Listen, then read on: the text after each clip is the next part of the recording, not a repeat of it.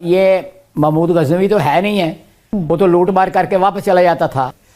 ہماری تاریخ میں اس کو ہیرو پینٹ کیا جاتا ہے، جو میں نہیں مانتا. تو آپ ایک طرف تو کہہ رہے ہیں وہ لٹیرے تھے سارے، being defence minister of Pakistan. آپ نے اپنے میزائل کا نام میں اس بحث میں نہیں پڑھنا چاہتا کہ میں بات سنیں نا، جو کیا کہتے ہیں کنٹرول نہیں ہے نا کسی کا کیا نام رکھا جائے. سڑکیں ہیں، میں سیالکوٹ میں جس سڑک پہ رہتا ہوں اس کا نام محمود غزنوی روڈ ہے. آبادیاتی شخصیتیں تھیں جو بار بار جو ہے فیض صغیر پہ حملہ کرتے تھے، ان کو سینکٹیفائی کیوں کر رہے ہیں؟ میں نے نہیں کیا. مقدس کیوں بنا رہے ہیں؟ مقدس انہوں نے بنایا جنہوں نے اپنے میزائلوں کا نام غزنوی میزائل رکھا، غوری میزائل رکھا. آپ نے جب ایک نیا ملک تخلیق کیا تو آپ اشوکا دی گریٹ کو دفن کر رہے ہیں پیچھے. اتنا بڑا شہنشاہ، اتنا بڑا بادشاہ اس پورے خطے میں میں سمجھتا ہوں اس کا عشر اشیر بھی نہیں ہے جو یہ لوگ تھے. یہ تو مذاق تھے. دیکھیں نا کلچر میں ہم کس قدر کنفیوزڈ ہیں. نہ ہمیں وہ آدھے تیتر ہو کے رہ گئے ہیں، آدھے بٹیر ہو کے رہ گئے ہیں. نہ ہمیں یہ بتایا جاتا ہے کہ آپ کا کلچر جو ہے وہ اس کا خمیر مٹی سے ابھرتا ہے. آپ اس کلچر سے تعلق رکھتے ہیں یا عرب کلچر سے، یا سمرقند بخارا والے کہیں گے جناب اسلام تو ماں سوائے ایک عرب انویڈر کے سارے کا سارا اسلام تو ہم سینٹرل ایشیا سے لے کر آئے. تو پھر ہم کس کے پیچھے لگیں؟ ہندو سے کسی سے پوچھ کر دیکھیں تو وہ کہتا ہے جناب یہ ہمارا علاقہ تھا، ہمارا علاقہ تھا جس پر آ کے آپ نے قبضہ کیا. تو اگر جو لوگ اس پہ یقین کرتے ہیں وہ یہ کہتے ہیں کہ ہر وہ ہسٹوریکل فگر جس نے ہندوستان کو نقصان پہنچایا وہ ہمارا ہیرو ہے، یہ نہیں سوچتے کہ جس خطے پر وہ حملہ آور ہو رہے تھے اس میں ہمارے اپنے لوگ بھی یہاں پر ان کے متاثرین میں سے شامل ہیں. تو اسی وجہ سے جس طرح عائشہ جلال کہتی ہیں کہ پاکستان وہ ملک ہے جس نے تاریخ کو آئیڈیالوجی سے ریپلیس کر دیا، ریپلیس ہسٹری ود آئیڈیالوجی. اور جان ایلیا صاحب کہتے ہیں کہ جس ملک کی نظریاتی بنیادیں ہی نفرت میں پڑی ہوں اس کے اعصاب کتنی دیر اس کا ساتھ دے سکتے ہیں. تو اسی لیے اس مرتبہ بھی اگر ہم بات کریں جس طرح سے فریڈرک نیچے نے کہا تھا کہ کچھ قومیں تاریخ کو ایک میوزیم کی طرح استعمال کرتی ہیں، وقت آنے پہ ضرورت کے مطابق اس سے ایک اپنی پسند کا کاسٹیوم نکال کے پہن لیتی ہیں، اس طرح ہم نے بھی تاریخ کو ایک میوزیم کی طرح یوز کیا ہے. کبھی اس میں سے ٹرکش لباس نکال کے پہن لیا، کبھی سینٹرل ایشین لباس نکال کر پہن لیا، کبھی اس میں سے عربک لباس نکال کے پہن لیا، اور کبھی اس میں سے ایرانین لباس نکال کر پہن لیا. اگر نہیں پہنا کوئی لباس تو وہ اپنی انڈس ویلی سویلائزیشن کی تاریخ کا لباس نہیں پہنا. اس ریجن کے ہیرو، اصلی ہیرو کون تھے؟ وہ فارن انویڈر نہیں تھے. میں مغلوں کو اپنا لیڈر نہیں سمجھتا ہوں. انہوں نے آ کے میرے آباء و اجداد کے اوپر ظلم ڈھائے ہیں. وہ انویڈر تھے. کہ ہم نے ایک نیا ملک بنا کے پاکستان تخلیق کر کے اپنے آپ کو، اپنی تاریخ کو ہزاروں سال پرانی تہذیب سے ڈسکنیکٹ کر لیا ہے اور ایک بالکل ایک کنفیوزڈ جنریشن کو جنم دیا ہے. تمام مذاہب آئے. میں نہیں سمجھتی کہ ہم صرف مسلمان لوگ ہیں. میں سمجھتی ہوں اسی خطے میں ہم بدھسٹ بھی تھے، اسی خطے میں ہم ہندو بھی تھے، اسی خطے میں ہم مسلمان تھے. میں اپنے آپ کو اس دھرتی سے جوڑتی ہوں. اور کوئی اگر کسی کو نشہ یا خواب و خیال ہو کہ ہم فلانے تھے تو ہم فلانے، ہم وہ نہیں تھے. وہ انویڈرز تھے، وہ ہم پہ آئے اور ہم نے مذہب دوسرا قبول کیا. ہم اس دھرتی کے لوگ ہیں. جس میں اشوکا دی گریٹ ایک ہے. اچھا اشوکا جو ہے نا، اشوکا یہ چندر گپت موریہ کا پوتا، اور یہ جناب کابل سے لے کے اور کلکتہ تک اتنی بڑی ریاست کا یہ اس نے حکومت کی. یہ بہت بڑا اشوک اعظم جسے کہتے ہیں. جے ہند دوستو 1947 میں اسلام کے نام پر جو ملک بنا اسے پاکستان کہتے ہیں. ویسے تو ہم بھارتیوں کو پتا ہے کہ پاکستان میں رہنے والے ہر انسان کی سوچ کیسی ہے. کیسے آج پاکستان میں اسلام کے نام پر آتنکی حملے ہوتے ہیں، کیسے اسلام کے نام پر غیر مسلموں کو ایک بھیڑ کے دوارا مار دیا جاتا ہے، کیسے ہندو اور کرسچن لڑکیوں کو اسلام میں لایا جاتا ہے اور پاکستان کی جاہل عوام اس کا سمرتھن کرتی ہے.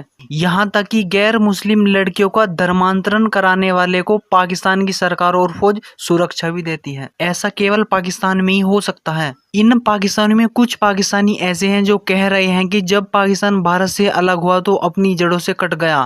یہ ہندوؤں کو اپنا پوروج اور مغلوں کو انویڈر بتا رہے ہیں. پاکستانی کہہ رہے ہیں کہ یہ اپنے اتہاس، اپنے کلچر اور اشوک دا گریٹ کو پیچھے چھوڑائے. اگر سبھی پاکستانیوں کی یہی سوچ ہوتی اور یہ عرب اور ترکوں کو اپنا باپ نہ مانتے تو آج پاکستان کا اتنا برا حال نہ ہوتا. جو محمود غزنوی ایک ہیرو ہے مسلمانوں کے لیے، ایک سمبل ہے ڈیفائنس کا.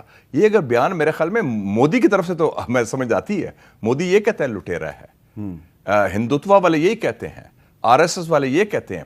یہ ہمارا بیانیہ نہیں ہو سکتا. رومیلا تھاپڑ جو ہیں، جو ہسٹورین ہیں، وہ کچھ اور کہتی ہیں. اب وہ کچھ اور کہتی ہیں. Yes exactly. اور آپ کے تو غزنوی میزائل ہیں، وہ کس کے نام پر ہیں؟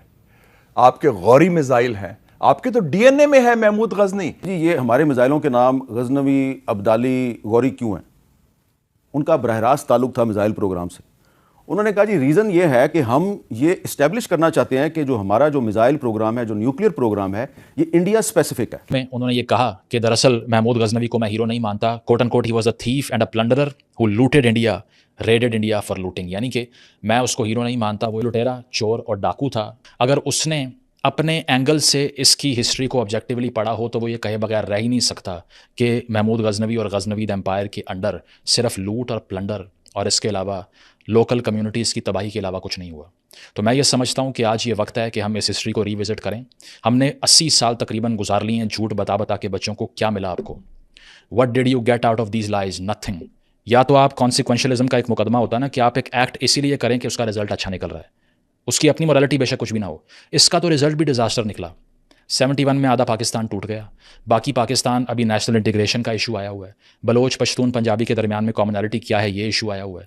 اس سب کو ریزالو کرنے کے لیے اوتھینٹک ہسٹریز پڑھائیے. خدا را بس کر دیجئے جھوٹ بولنے کو. چھوڑ دیجئے یہ تمام ٹیکٹکس جو کہ صرف ڈیزاسٹر میں رزلٹ کر رہے ہیں. ریکنیکٹ کیجئے اپنی روٹ سے اور ہر اس تاریخ کو نگیٹ کیجئے جس نے ہمارے خطے میں آ کے صرف ظلم ڈھایا اور ہم نے ان کو سر پہ بٹھا لیا. اور اس کے جواب میں طالبان نے رسپونڈ کیا. طالبان نے یہ جواب دیا quote and quote his remarks are insolent and historically inaccurate. یعنی کہ ان کے جو بیانات ہیں اس میں کوئی تاریخی حقائق شامل نہیں ہیں. اور طالبان نے یہ کہا کہ آنریبل فگر تھا محمود غزنوی، اور یہ بھی کہا کہ پاکستان نے تو محمود غزنوی کے نام پہ اپنے میزائل بنائے ہوئے ہیں، اور ایٹ دا سیم ٹائم ایک پاکستانی آفیشل اس کو تنقید کا نشانہ بنا رہا ہے. یہ تو آئرونک بات ہے. بابری مسجد پر جو ایک لاجک وہ فراہم کرتے ہیں وہ بڑی عجیب و غریب ہے، لیکن میں سمجھتا ہوں کہ اس سے بھی پہلے اگر دیکھا جائے تو یہ لینڈ تو ڈارویڈینز کی تھی. دراوڑی نسل یہاں پر آباد تھی شروع سے، جب سے ریکارڈڈ ہسٹری آپ کے پاس ہے اس سے بھی پہلے. تو سب سے پہلے یوسرپرز یہاں پر آرینز تھے. آرینز کے بعد اگر کوئی یہاں پہ آیا ہے باہر سے تو وہ مسلمان تھے، اور وہی آرینز جو ہے برہمن ہے. اگر آپ دیکھیں کہ وہ آرینز کدھر گئے، وہ سارے برہمن ہیں. تو میرا خیال ہے کہ ہمارے پاؤں ذرا زمین کے اوپر چھونے چاہیے اور ہمارا سر جو بادلوں میں ہوتا ہے اس کو ذرا بادلوں سے نکلنا چاہیے. اور جو پرابلمز ہیں وہ ہیں. اگر دنیا ہمیں سمجھتی ہے کہ ہم ٹیررسٹ ہیں تو اتنا غلط بھی نہیں سمجھتی. اسامہ ہمارے گھر سے 5 سال کے بعد نکلا ہے. یہ ہمیں ذرا ریالٹی کو فیس کرنا. وہ انویڈر تھے. کوئی ہندو اپنی دکان کرتا ہے، اس کو کوئی جا کے جلا دیتا ہے، آگے سے کوئی ایکشن نہیں ہوتا. اب اس میں آپ پتہ نہیں کون سا نظام لانے کی کوشش کر رہے ہیں. دا پوائنٹ از کہ جو ایک فیکٹس ہیں آن دا گراؤنڈ، جو ریالٹی ہے، جو ہیومن رائٹس وائلیشن ہے، جو انتہا پسندی کی سوچ ہے، جس میں آپ کوئی ڈفرنس برداشت نہیں کر سکتے، کوئی دوسرا مذہب برداشت نہیں کر سکتے. آپ نے ان کے تہواروں میں ضرور آگ لگانی ہے، آپ نے ضرور ان کو جو ایک غدار کہہ کے پکڑ. اس قسم کے ایٹیٹیوڈز کو ہم کیوں گلاس اوور کریں، پردے ڈالیں؟